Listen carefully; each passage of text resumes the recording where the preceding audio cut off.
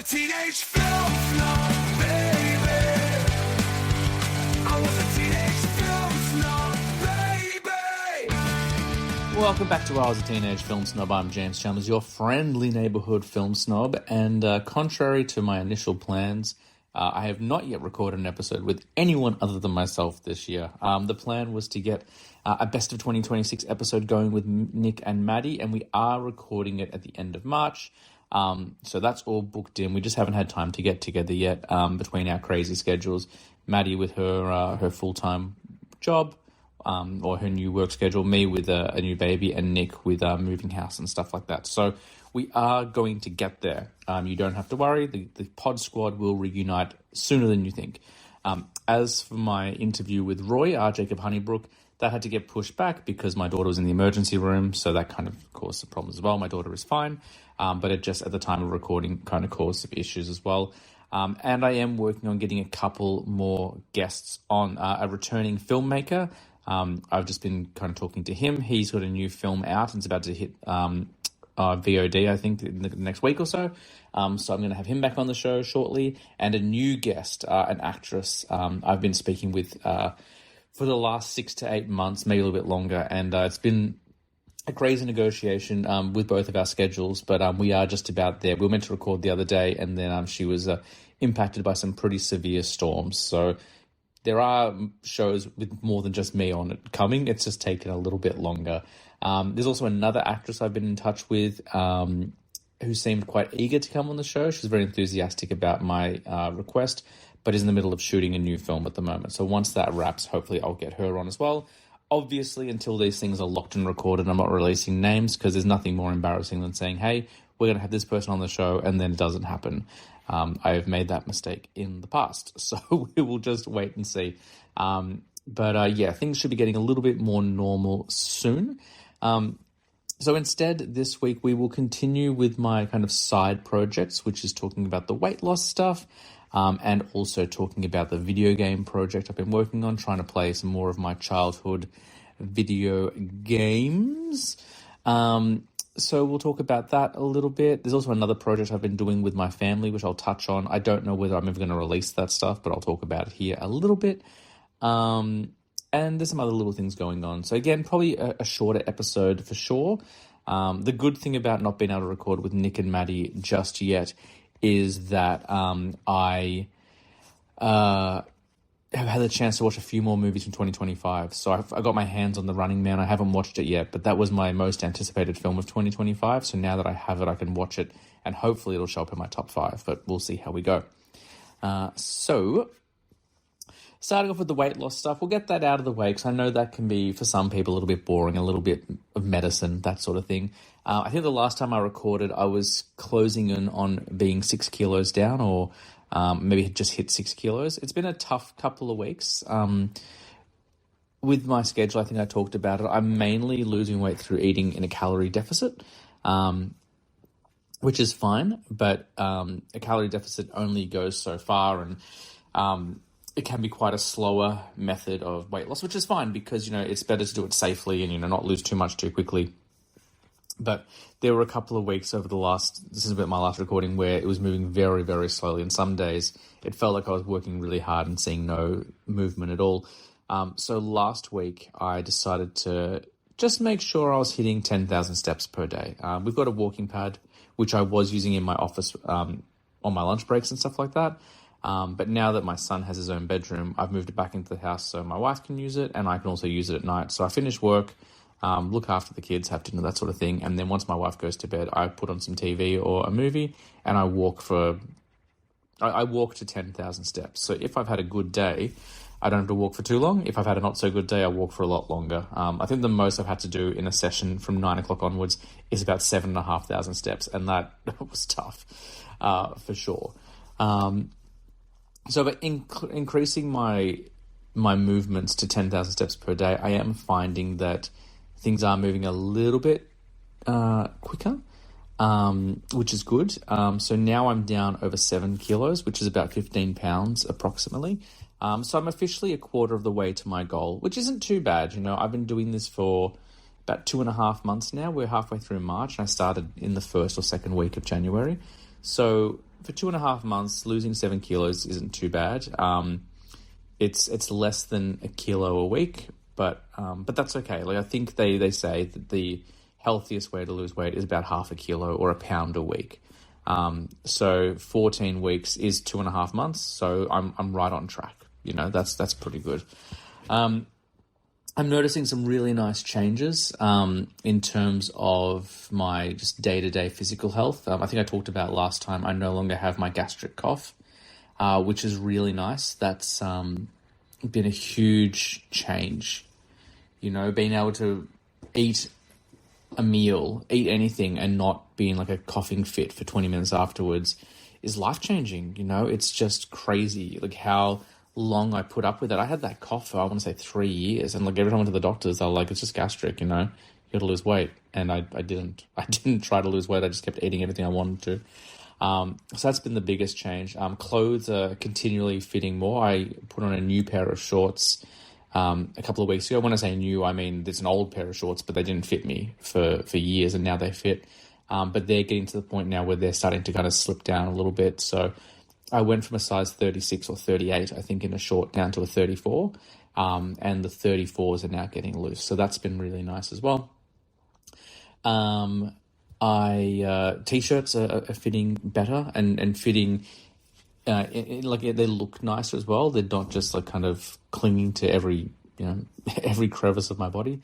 And the crevices are starting to go. So one thing I look at when I weigh myself each morning and when I look in the mirror is I look at the line between my hip and my stomach, because I have not so much a muffin top, but I guess like a giant size mega cupcake top, because it rolls over that much, and that is receding and kind of pulling itself in. So even though the number on the scale is still, you know, on the higher side, for sure, it's not as low as I'd like it to be, the visuals are changing as well, which has been really nice.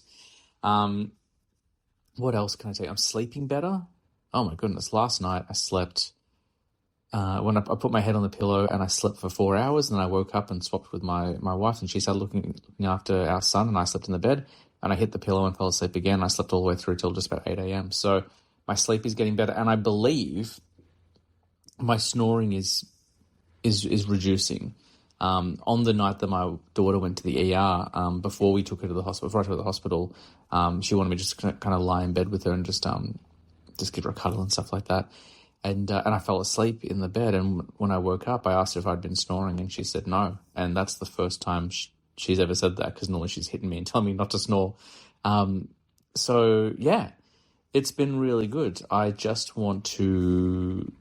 I'm very much a kind of like, I'm very destination driven, so I just want to get to the next goal, and I'm not far off. Like I'm currently at 76.7 kilos, so 76.7, 76. Like it fluctuates. The point fluctuates, you know, throughout the week. But I'm definitely below 77 kilos. I'm kind of in that higher to mid range 76 kilo mark, which means in just over a kilo, or just under a kilo, I will be at my next goal, which is 75 kilos. If I lose 2 more, I'll be at the weight I was when I started trying to lose weight for my wedding all those years ago.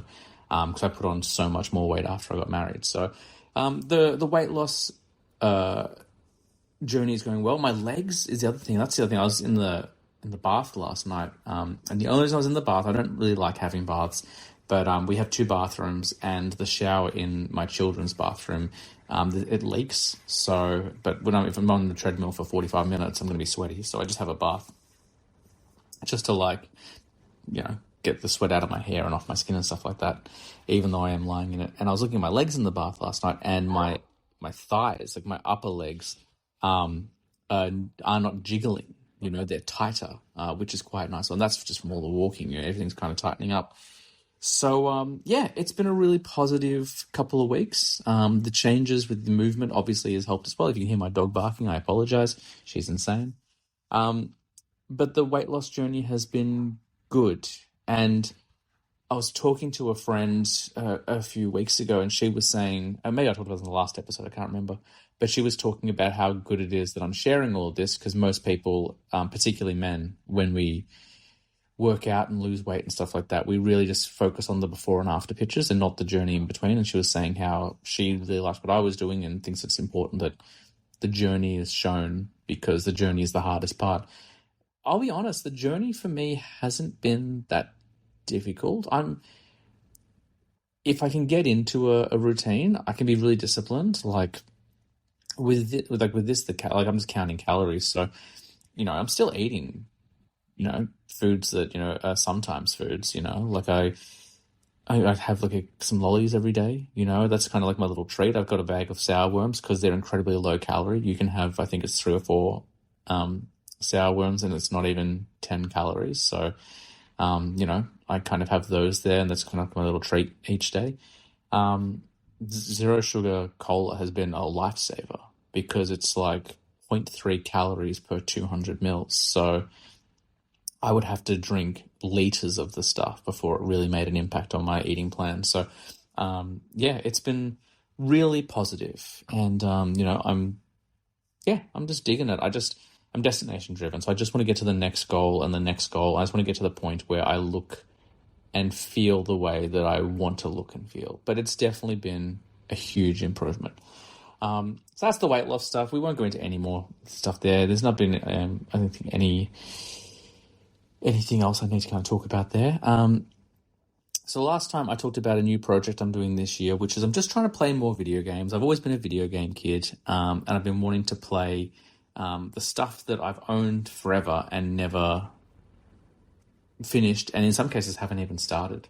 So when we last spoke, I was playing Crash Bandicoot on the PS1, and I was like, I'm going to finish that game. I'm not going to do anything else. I'm just going to persevere. I did not persevere. Crash Bandicoot is punishingly difficult. I got about halfway through the third world, and I just kept getting stuck on the same level. And when I say the same level, I mean hours. Like hours were injected into playing this level. And even when I did pass it, I'd get to the next level. I didn't have enough lives, and the difficulty was so hard, I ended up going back to the previous level because you have to collect these save tokens and then complete a challenge in order to save the game. Like you can't just save the game. They make it even more difficult. So I will go back to Crash Bandicoot at some point, but I was really worried that if I kept playing it, I would come back, to the next episode and be like, I'm still playing it. So then I tried Crash Bash, which is kind of like a Mario Party variant. It's the Crash Bandicoot one of that. Because I remembered having fun with that and remembered it not being too difficult. I think it wasn't difficult because I was playing it with friends. Playing it by myself, I got past the first world and I had to stop. Again, just punishingly difficult. To the point where I was just like, I can't do this. So what I may need to do, as I mentioned in the last recording, is bring in a partner, like bring my brother in or bring Josh in or something, and try and get past some of those harder levels with help. I wanted to play some PS2 games. The idea was to start with the Gen 1 console and then just go through each generation, but I don't currently have a way to play PlayStation 2 games. My PS2, for whatever reason, the controller is not reading properly. So the game will load up, but the controller's not working. So I'll have to replace that at some point. I'm just not in a position to do that right now. So I skipped straight to PlayStation 3. And the first game I've played on the PS3 is the original Ratchet and Clank, which was a PS2 game, but they did a remastered trilogy on the PS3. I want to say in 2010, maybe. I'd never played any Ratchet and Clank games before, but my brother, when he upgraded his consoles and went digital, he gave me all of his physical copies. So I've got 10 Ratchet and Clank games here. So I played the first one. I will be honest, I didn't watch the cutscenes, so I didn't really get to, I guess, appreciate the humor or the story of it, because I was listening to podcasts and doing other things at the same time, and all that sort of stuff, and listening to music. So I can't really comment on the story, but what I can tell you is the first Ratchet and Clank game is incredibly fun.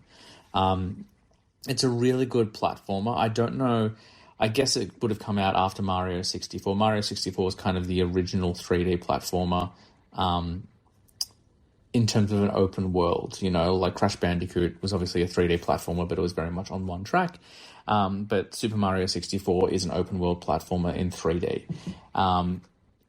So Ratchet and Clank kind of builds on that. And PlayStation did this thing all through the 2000s where they took an animal hero and gave them a sidekick. So Ratchet and Clank, Jack and Daxter. I'm sure there are others that I can't think of right now.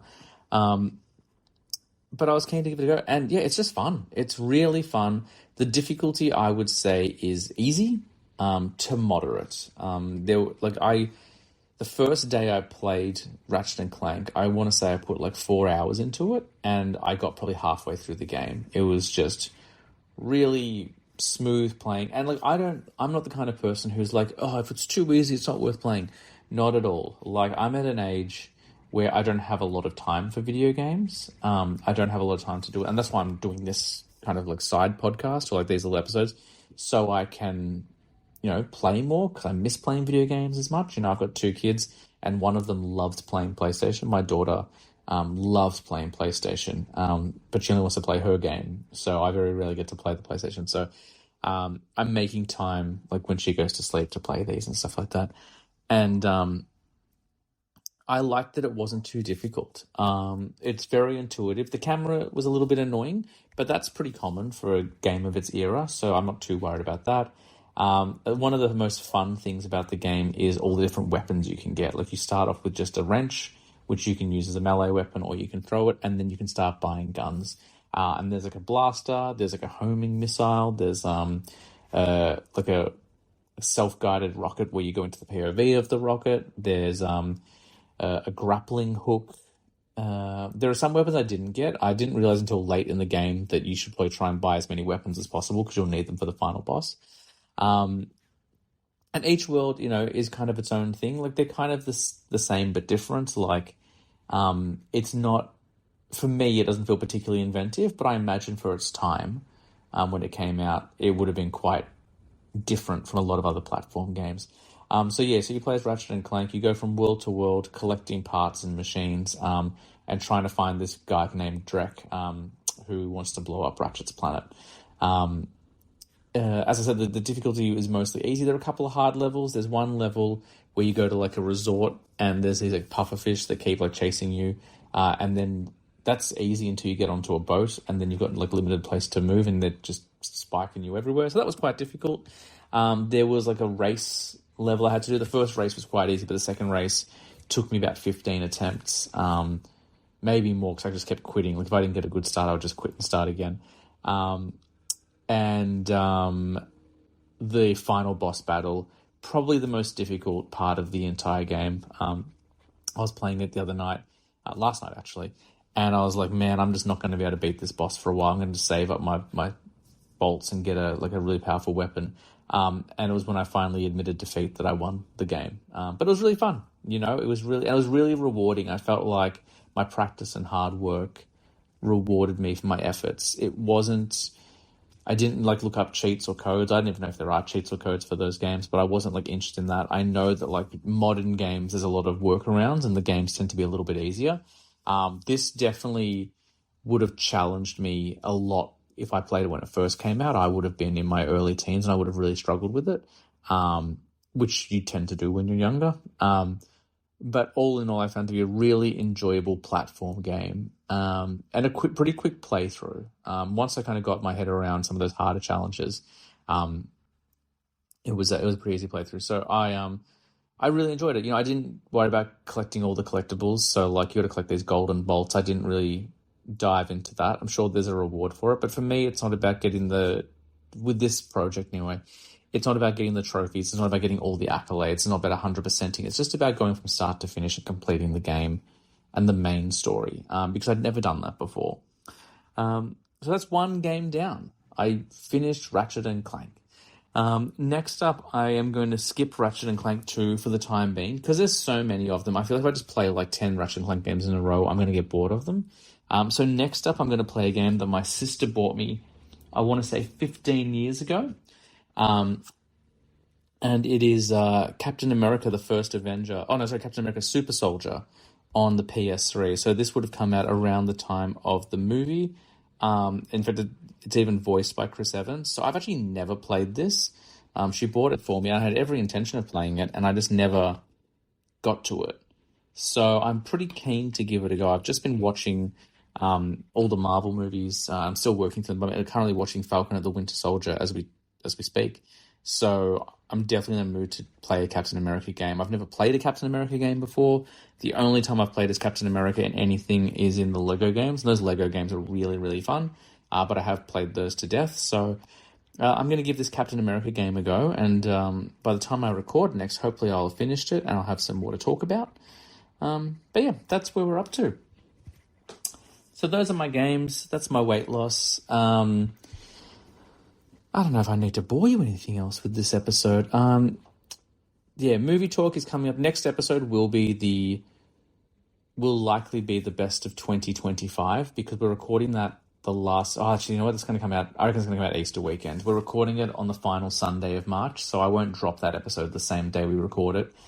So next will probably be my interview with Roy, I imagine. So this episode is dropping on Sunday the 22nd, I think. And then the following Sunday will probably be my interview with Roy. If not Roy, maybe with the other filmmaker I'm in the process of scheduling an interview with. And then the weekend I'm recording the best of 2025. I'm also meant to be recording with an actress. So we'll get those all sorted as well. Which gives me plenty of time to play Captain America Super Soldier, pass it, and bring back some information for you. And hopefully lose a bit more weight as well. But yeah, in terms of the other project, I talked about doing a project with my family. We're ranking every chocolate biscuit in Australia.